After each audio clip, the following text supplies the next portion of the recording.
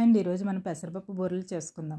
ముందుగా ఒక గ్లాస్ పెసరపప్పు తీసుకుని నానబెట్టి, మళ్ళీ అదే గ్లాస్తోని ఒక గ్లాస్ మినపప్పుకి 2 గ్లాసులు బియ్యం 4 అవర్స్ నానబెట్టుకొని తీసుకొని, మన పెసరపప్పులోని వాటర్ లేకుండానే మిక్సీ చేసుకోవాలి. గట్టిగానే చేసుకొని ఇడ్లీలా పెట్టేసుకొని, అదే పెట్టి తీసుకుని పంచదార కూడా ఒక గ్లాస్ వేసుకున్నాను. ఒక గ్లాస్ వేసుకుంటే కరెక్ట్గా సరిపోతుంది. ఒక గ్లాస్ సరిపోతుంది.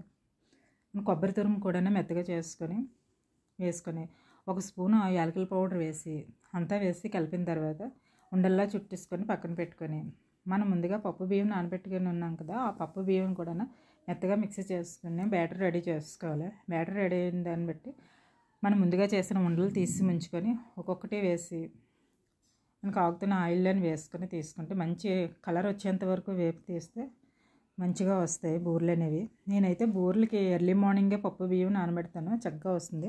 Do like, share, comment and subscribe చేయండి. Thank you.